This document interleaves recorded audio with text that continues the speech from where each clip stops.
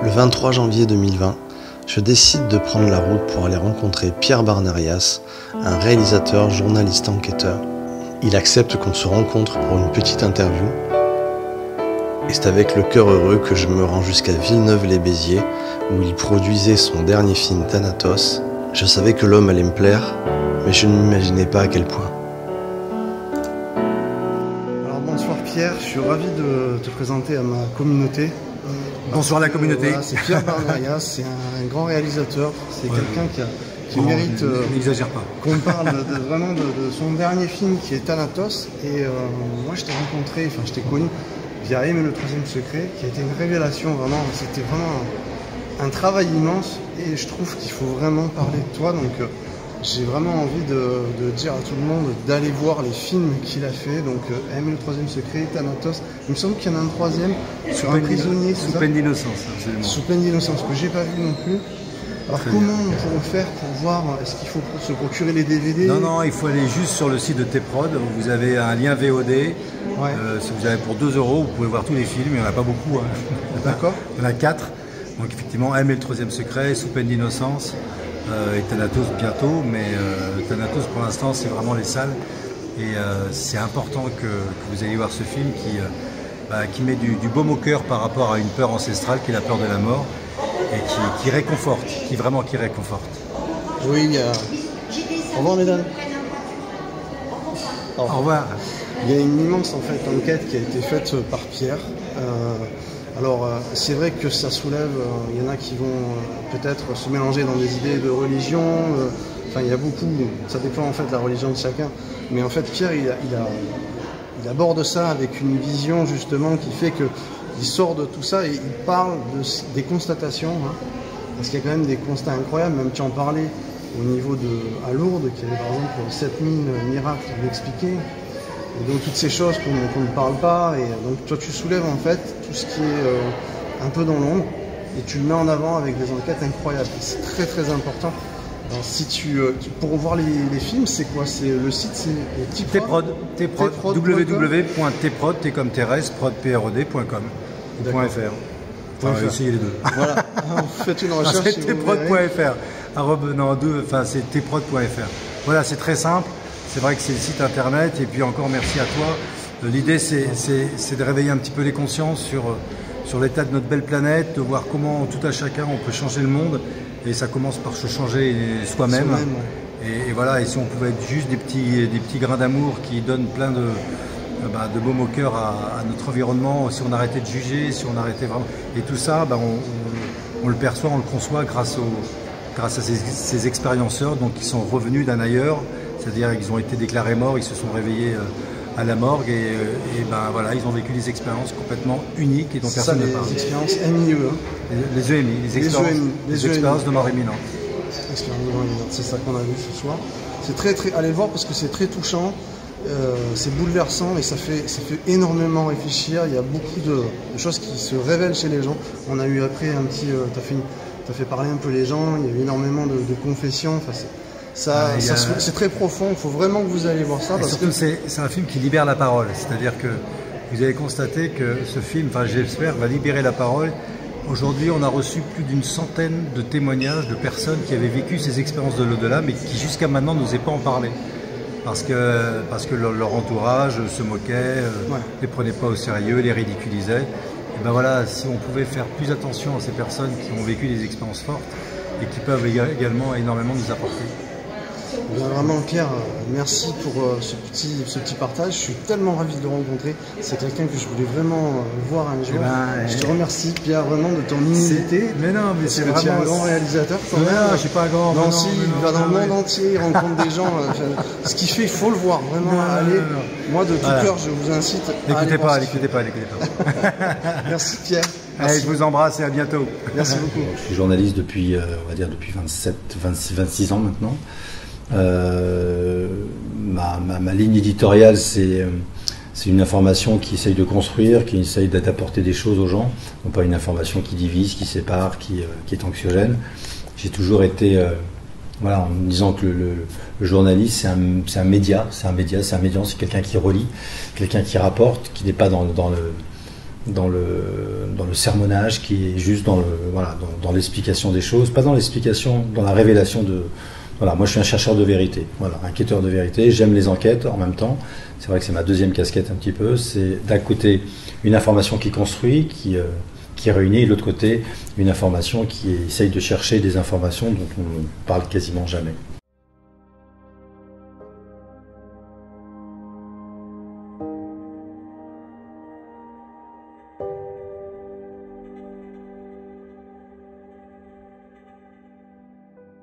So he died.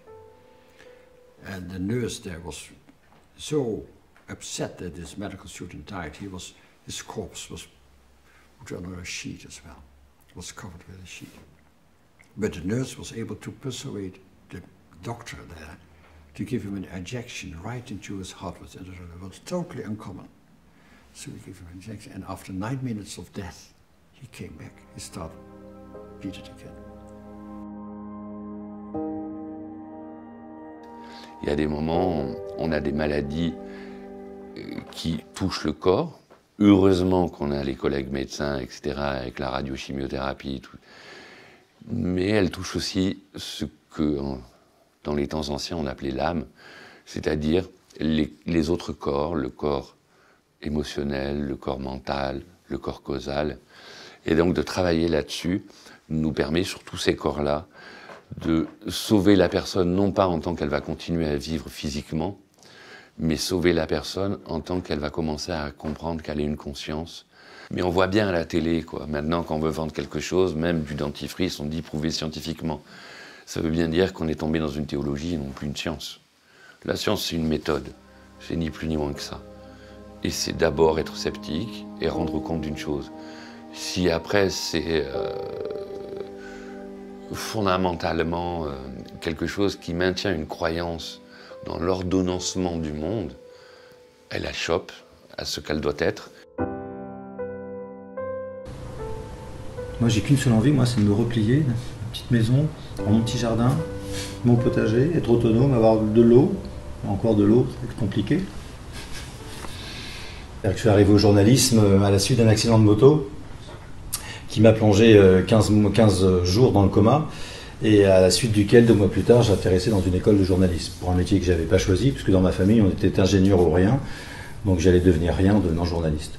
Et c'est vrai que ça a été un parcours assez étonnant, parce que je suis devenu journaliste, et c'est vrai que c'est un métier auquel je n'avais pas pensé, et j'aurais été vraiment incapable d'en faire un autre. Voilà, j'ai eu la chance de faire un petit peu tout ce que l'on pouvait faire dans ce domaine, c'est vrai que ça soit de l'enquête, que ça soit de la présentation, que ça soit à la radio, à la presse écrite ou en télévision, et c'est vrai que ça a été une richesse incroyable, parce que j'ai rencontré des personnages, ça reste le plus beau métier du monde, ça, sans aucun doute. C'est important d'aller voir ce film, c'est important surtout de réveiller les consciences, quoi. Nos consciences, elles sont complètement atomisées, anéanties, anesthésiées, et j'ai pas de mots pour voir le gâchis dans lequel on est aujourd'hui. Le gâchis de l'homme. L'homme est en train de se foutre en l'air, de se suicider. Et il est complètement anesthésié. Il est anesthésié par qui, par quoi? Voilà, par les médias. Par les médias, par cette société qui nous donne du vide, qui ne nous donne rien. Et il nous remplit, hein. On se remplit de vide en ce moment. C'est triste. Alors que, regardez comment les téléphones portables ont flingué tout le monde. Les SMS, la communication, la télé qui est omniprésente, qui rentre partout, il n'y a plus de culture de l'émerveillement aujourd'hui. Alors que la vie est un miracle en permanence. Vous qui travaillez sur les phénomènes inexpliqués, cerveau humain, 20%, on en connaît 20%. 20%, on ne connaît que 20%. Vous voyez l'état du monde aujourd'hui? Avec 20%, ça y est, le monde va disparaître bientôt parce que l'homme, il a une telle capacité, une telle intelligence qu'effectivement, il va détruire sa planète. Il va détruire la planète qui lui donne tout. La Terre nous donne tout, mais elle nous donne tout. Le fric a tout cassé, quoi. L'argent. Et c'est réel, quoi. C'est pas seulement des mots, quoi. Pierre Barnerias, c'est aussi le réalisateur de M et le troisième secret, qui porte un film de recherche et d'enquête incroyable sur des vérités prouvées par des faits et qu'il faut révéler. 5 raisons pour voir ce film. La première est implacable, c'est un film sur le personnage tout simplement le plus populaire de la planète. Ce n'est pas un homme, c'est donc une femme, dont le nom est l'anagramme du mot aimer, Marie. La deuxième raison, c'est que vous allez un peu voyager, vous allez partir dans 14 pays, donc préparez vos valises. La troisième raison, c'est que c'est une enquête dans les coulisses du plus grand gouvernement mondial qu'est le Vatican, avec une intrigue, le troisième secret de Fatima, et des révélations qui vont sans doute vous surprendre, comme moi-même, elles m'ont surpris. Enfin, la quatrième raison, c'est que ce film pose des questions, je n'ai pas les réponses, mais c'est bien parce que ça va faire un peu fonctionner le cerveau, et surtout ça va vous donner un autre regard sur une institution qui suscite bon nombre de convoitises, et ce depuis des siècles. Cinquième raison, c'est que malheureusement ce film s'inscrit dans l'actualité, car au-delà d'être une icône religieuse, Marie est avant tout un symbole de paix entre les religions et les peuples. If you were to die tomorrow from this hurricane, do you know where you're going? Will you go to agony and eternity of hell? Et je dirais même, en vous regardant, la lâcheté. Je le redis, la lâcheté. La plupart des témoins parlent de scènes de guerre. Une chaussure est d'abord lancée.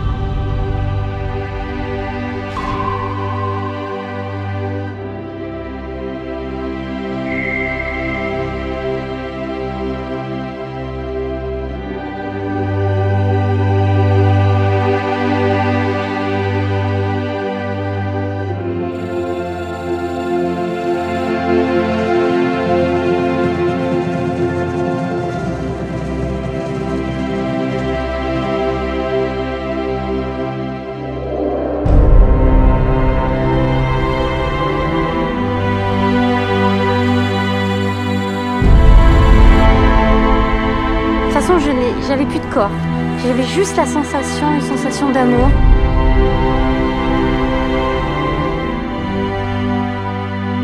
L'origine est totalement inconnue, ça n'est d'origine ni minérale, ni végétale, ni animale.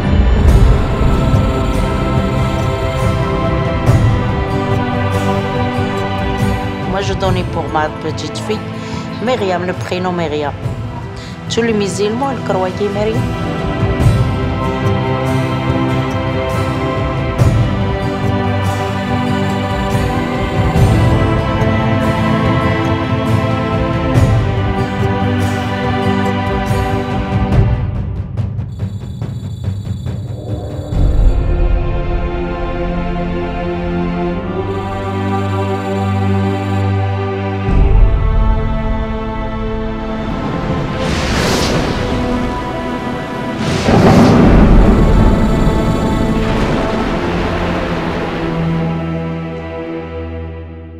Ce qui s'est passé à Fatima, ça reste vraiment unique dans l'histoire de l'humanité. Et vraiment, parce que c'est un fait unique. Tiens, vous parlez des faits complètement inexpliqués. Qu'est-ce qui s'est passé à Fatima le 13 octobre? C'est la première fois dans l'histoire de l'humanité qu'un miracle est annoncé à l'avance. La première fois. C'est-à-dire que là, la Vierge a dit le 13 juillet 1917, bon écoutez, personne ne vous croit, très bien, ben moi je leur donne rendez-vous dans 3 mois, le 13 octobre, et là, que tout le monde vienne, je ferai un miracle afin que tout le monde croie. Le 13 octobre 1917, il y avait combien de personnes dans le même champ? Il y avait 70 000 personnes. Il n'y a pas de télé, il n'y a pas de radio, il n'y a pas de Facebook, il n'y a rien. 70 000 personnes dans un petit champ de berger, dont bon nombre étaient là juste pour dire verra bien qui était là très sceptique, qui n'attendait qu'une seule chose, c'est de dégommer ces foutues thèses de vierge qui apparaît à des enfants. Enfin bref, les articles de journaux étaient vraiment très moqueurs la veille. Le lendemain, ils avaient complètement viré, quoi. Parce que ce qui s'est passé, c'est quand même incroyable. Il y a un soleil qui danse. Alors aujourd'hui, on dit que c'est des ovnis, on s'en fout. Ça peut être un ovni, très bien. Moi, j'étais pas sur place. La seule chose, c'est que les hallucinations collectives, c'est impossible. Donc un soleil qui danse, et puis en même temps, comme elle savait déjà qu'on allait avoir un esprit très critique, en disant ouais, les extraterrestres, très bien. Seulement, il y a eu un miracle aussi sensoriel. C'est-à-dire qu'il avait plu toute la matinée, et en l'espace, à la fin de ce soleil qui danse et qui fait mine de se projeter sur la Terre, donc c'est exactement le secret de Fatima, qui fait mine de se projeter sur la Terre, donc apocalypse générale, à la fin de ce phénomène, tous les vêtements des 70 000 personnes étaient secs. Tous. C'est comme s'il y avait un énorme séchoir, en l'espace d'une seconde, tout le monde était... voilà. Donc il y avait un miracle visuel et sensoriel. Et ce phénomène qui a quand même marqué les esprits était entièrement lié à ce miracle de Fatima, secret de Fatima, qui a été révélé le 13 juillet 1917. Donc c'était intéressant quand même de s'y pencher, de savoir. Donc il y a eu effectivement les 2 premières parties du secret qui ont été vite révélées, et que la dernière partie du secret devait être révélée en 1960. Donc quand vous avez un pape qui, du haut de son autorité, dit au monde entier, ben non, en mon âme et conscience, je décide, moi, pape Jean XXIII, de ne pas révéler cette 3e partie, là, ça devrait quand même éveiller des interrogations. Enfin, ça devrait questionner quand même pas mal de journalistes pour essayer de creuser. C'est ce que j'ai essayé de faire. Pourquoi ce secret n'a pas été révélé en 1960 et pourquoi il a fallu attendre 40 ans et pourquoi ce que je montre dans le film, ce qui a été révélé en l'an 2000, ça ne peut pas être ça. Ça ne peut pas être ça. Donc c'est plein de mystères tout ça. Hein. Merci à toi Pierre pour éclairer ce qui est dans l'ombre à travers tes films. Merci pour cette interview et ta gentillesse à mes côtés. Car je suis sûr que d'en haut on te sourit et on est fiers de toi. Ton dévouement pour faire comprendre qu'il y a plus, c'est l'amour que tu répands dans tes films.